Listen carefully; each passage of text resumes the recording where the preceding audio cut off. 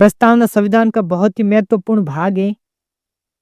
प्रस्तावना में से हमें पता चलता है कि हमारे संविधान निर्माताओं के क्या विचार थे, क्या किन लक्ष्यों को सामने रखकर इस महान संविधान का निर्माण किया और वे इस संविधान से क्या अपेक्षा रखते हैं। सुप्रीम कोर्ट ने भी कहा कि प्रस्तावना हमें संविधान के किसी भी भाग, किसी भी प्रावधान को देखने के लिए एक मार्गदर्शक की भूमिका निभाती है।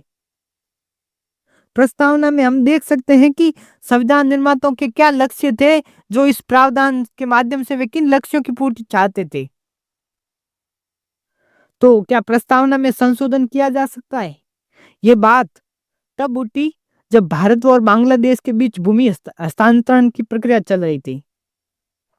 इस इसको में सुप्रीम कोर्ट के सामने आया बेरूवाड़ी केस यूनियन केस। इस केस में सुप्रीम कोर्ट ने कहा कि प्रस्तावना में संशोधन नहीं किया जा सकता, क्योंकि प्रस्तावना संविधान का भाग नहीं है। प्रस्तावना में कोई संविधान का प्रावधान नहीं है। ये केस था जिसमें सुप्रीम कोर्ट ने इसमें संशोधन करने से इनकार कर दिया। सुप्रीम कोर्ट ने मना कर दिया कि इस संविधान प्रस्तावना में संशोधन नहीं किया जा सकता। उसके बाद केशवानंद भारती केस, जिसे मूल ढांचे का प्रतिपादक केस भी कहते हैं।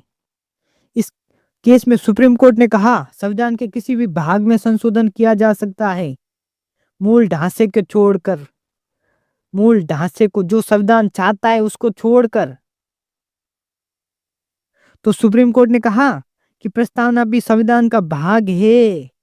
ये केशवानंद भारती का केस फैसला था कि प्रस्तावना संविधान का भाग है, उसमें संशोधन किया जा सकता है, लेकिन वही मूल ढांचे में संशोधन नहीं किया जा सकता। बाकी आप प्रस्तावना में संशोधन कर सकते हो अनुच्छेद 368 के तहत, जो संविधान के बाकी जगह संशोधन कर सकते हो वैसे ही। फिर 1975 में राजनारायण केस आता है। राजनारायण केस में भी सुप्रीम कोर्ट बोलता है प्रस्तावना संविधान का भाग है, उसमें संशोधन किया जा सकता है, लेकिन मूल ढांचे में संशोधन नहीं किया जा सकता।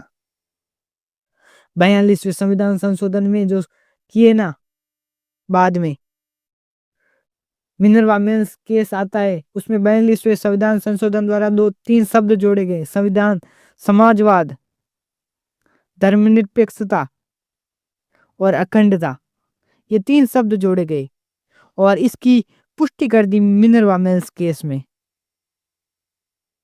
1980 में। और आगे एक और केस आता है LIC ऑफ इंडिया केस 1995 में।